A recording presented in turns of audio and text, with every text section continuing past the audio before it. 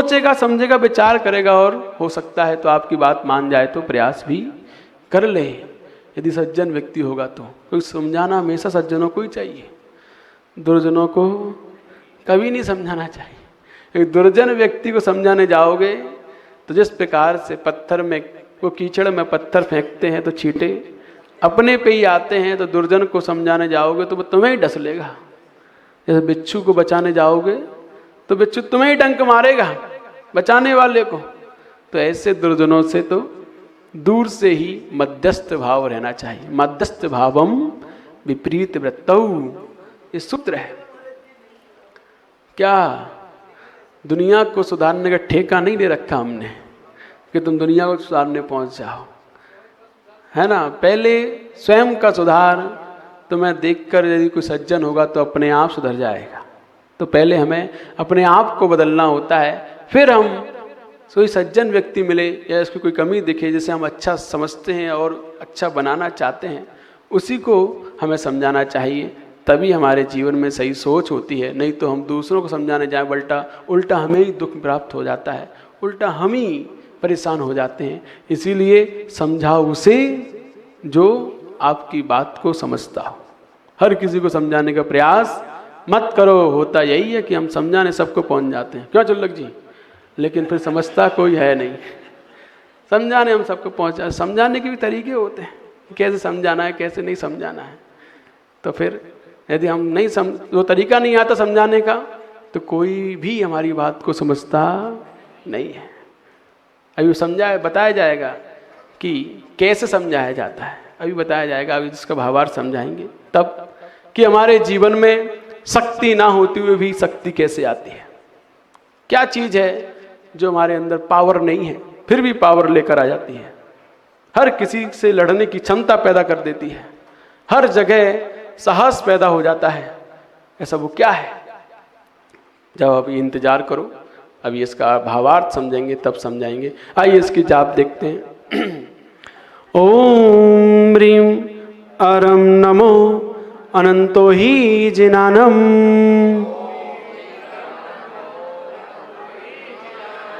ओम ह्रीं अरम नमो अनंतो ही जिनानम।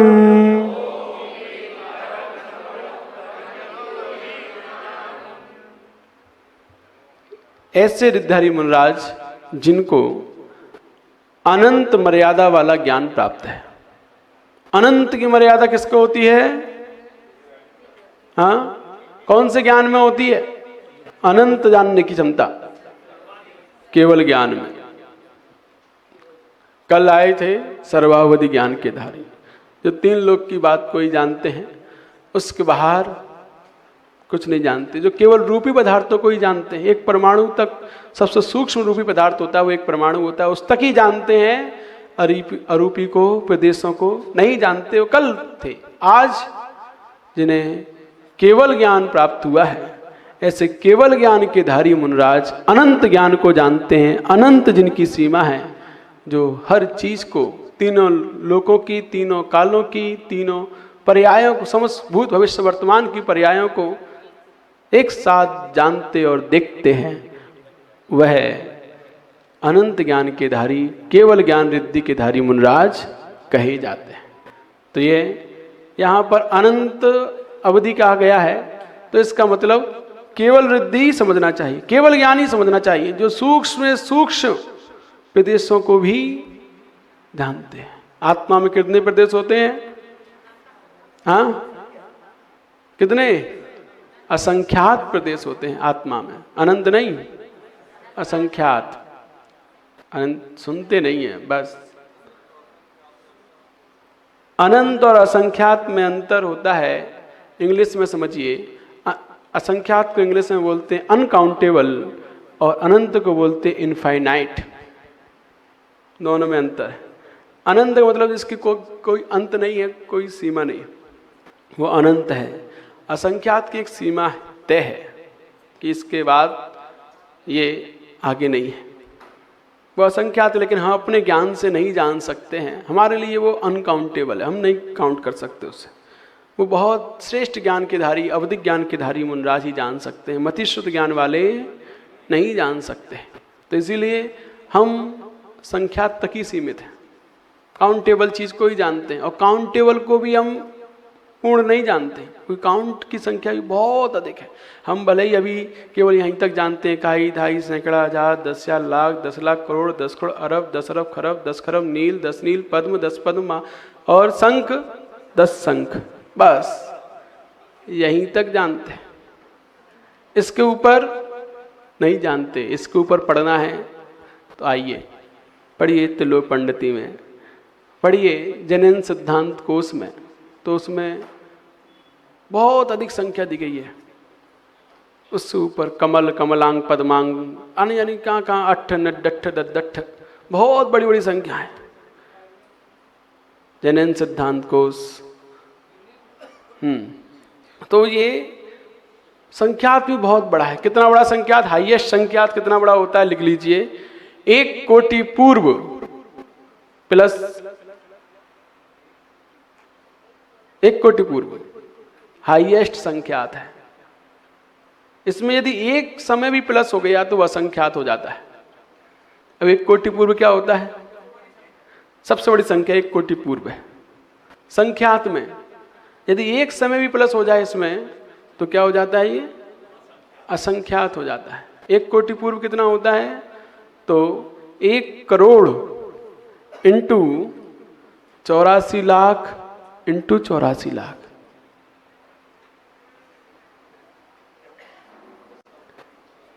1 crore into 84 lakh into 84 lakh बराबर 1 कोटि पूर्व।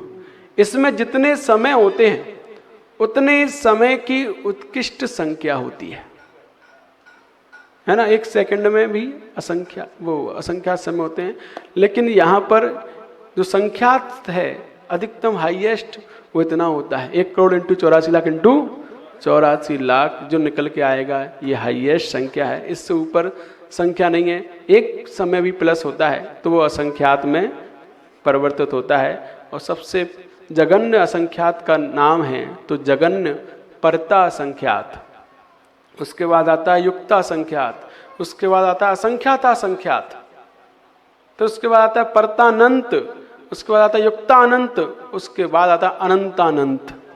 तो बहुत बड़ी संख्याएं हैं, अभी हम जानते ही क्या है ना। तो लास्ट में अनंतानंत आता है, हम पहले ही बोल देते हैं अनंतानंत हर चीज को, जबकि उससे पहले परतानंत आएगा, फिर उसके बाद युक्तानंत आएगा, फिर लास्ट में अनंतानंत आता है। तो इस प्रकार ये अनंतानंत को भी जानने वाले केवल ज्ञान के धारी महामुनिराज केवल रिद्धि जिन्हें प्राप्त है। वैसे केवल रिद्धि जिनको प्राप्त हो जाए उनके अंदर समस्त रिद्धियां होती हैं, 64 रिद्धि होती ना। संपूर्ण रिद्धियों के स्वामी यदि कोई होता है तो केवल रिद्धि वाले होते हैं, जिन्हें केवल ज्ञान प्राप्त होने के बाद वो 64 रिद्धियों के स्वामी हैं। गणधर भगवान जो होते हैं वह 1 कम 63 रिद्धि के स्वामी हैं। कितने? मतलब 64 होती है ना, तो 1 कम 63 रिद्धियों के स्वामी हैं। 63 नहीं, 64 में 1 कम, वैसे तो टोटल 64 है, तो 1 कम कर दोगे तो कितनी बचेंगी? 63 रिद्धियों के स्वामी कौन होते हैं? गणधर स्वामी होते हैं। कौन सी रिद्धि नहीं होती उनको?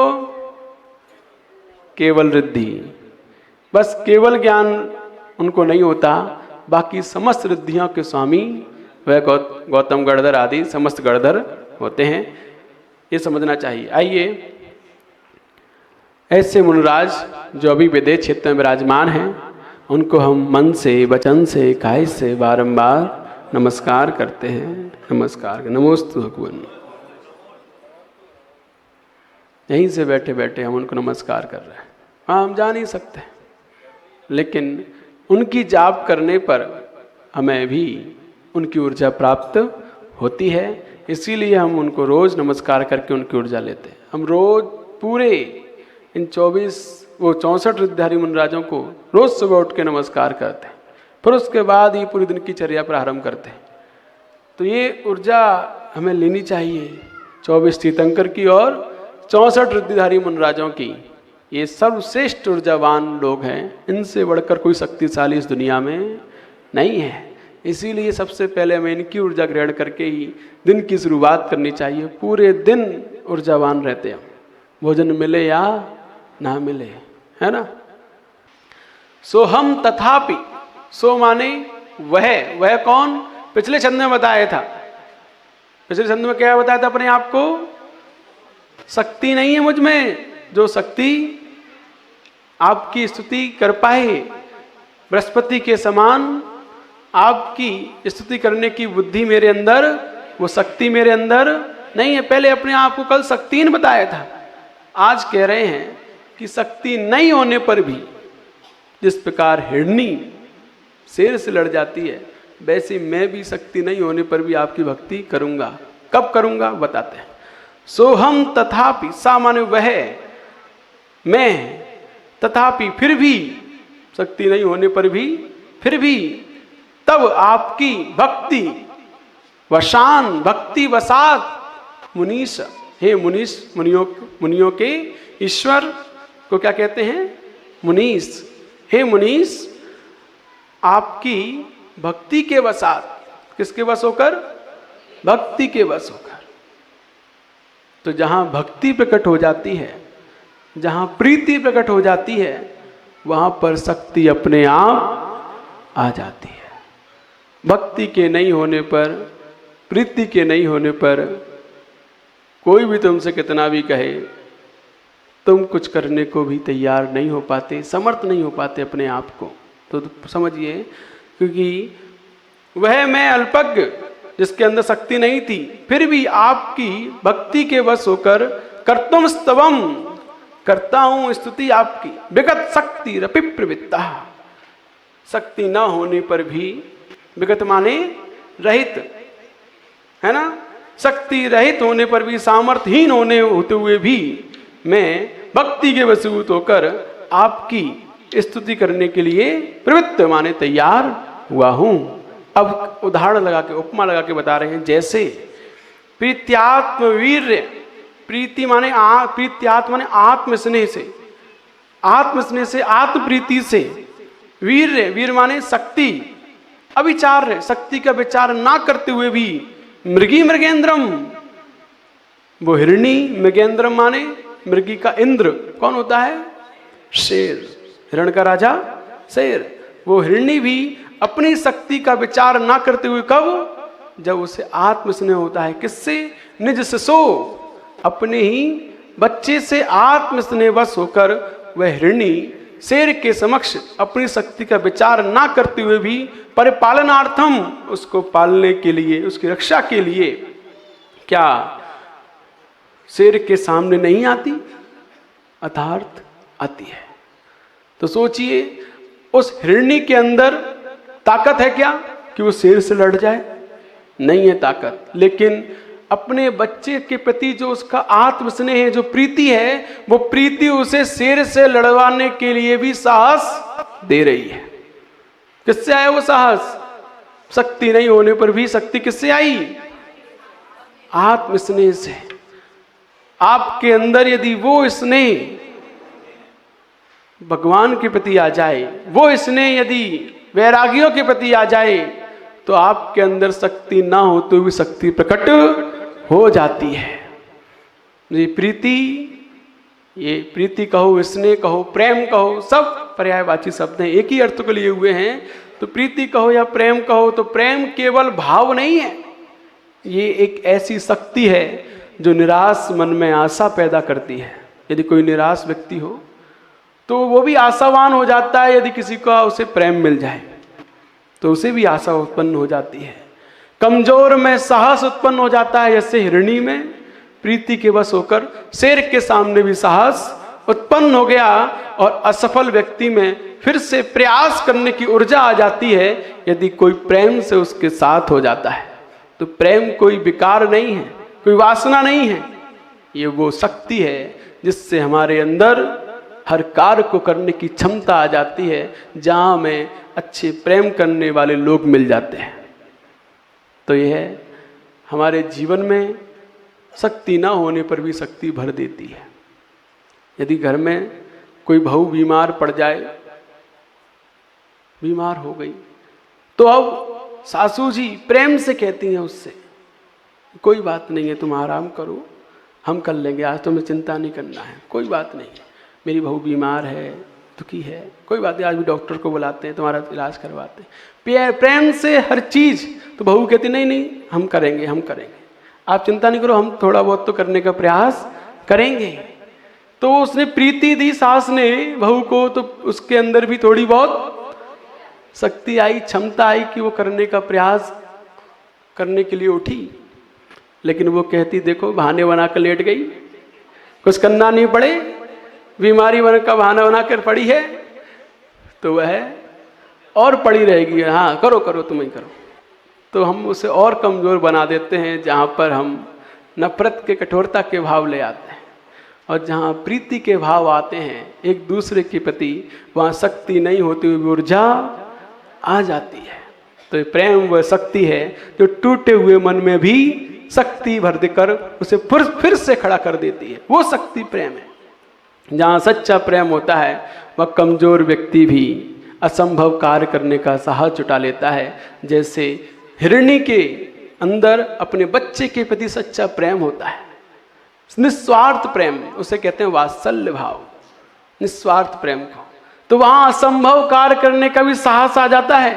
शेर से लड़ना हिरणी के लिए संभव है क्या? नहीं है, लेकिन उसके अंदर जो उसके बच्चे के प्रति वात्सल्य है, निस्वार्थ प्रेम है। निस्वार्थ प्रेम किसे कहते हैं? वो हिरणी ये नहीं सोचती कि ये मेरा बच्चा बड़ा होकर मेरा ध्यान रखेगा, बुढ़ापे में मेरा सहारा बनेगा, तो मैं इसे पाल पोस रही हूँ, इसे बड़ा कर रही हूँ ना, कोई स्वार्थ नहीं, कोई स्वार्थ नहीं बच्चे से। वो बड़ा होता है जैसे भूल जाती कौन था मेरा बच्चा, गाय भूल जाती है कौन था मेरा बच्चा, जब तो छोटा होता तब तक ही उसे दुलारती है, लाड़ प्यार से पालती है, लेकिन जैसे ही बड़ा होता है भूल जाती है कहाँ गया मेरा बच्चा, नहीं याद रहता, क्योंकि स्वार्थ नहीं रहता कि ये मेरे बुढ़ापे में मेरा सहारा बनेगा। हम लोग स्वार्थी हैं, सब अपने बच्चों को स्वार्थ के कारण पालते हैं, है ना, पढ़ाते लिखाते हैं सब स्वार्थ के बस होकर कि ये हमें बुढ़ापे में सहारा बने। जो निस्वार्थ भाव से पालता है वो कहता है कि हमने तो अपना कर लिया अपना इंतजाम, हम इनको योग्य बना दें जिससे कि इनकी ज़िंदगी अच्छी निकल जाए, ये दुखी ना रहें, ये अच्छे से रहें, इसीलिए इनको हम योग्य बनाने के लिए कुछ कर रहे हैं। हमारे पास तो हमारा इंतजाम है, इनके भरोसे हम नहीं जीते। तो जो निस्वार्थ भाव से अपने बच्चों को पालते पोसते हैं वह वात्सल्य भाव कहलाता है, और जहाँ स्वार्थ आ जाता है वहाँ पर वो प्रेम, सच्चा प्रेम नहीं होता, स्वार्थवश किया गया प्रेम होता है।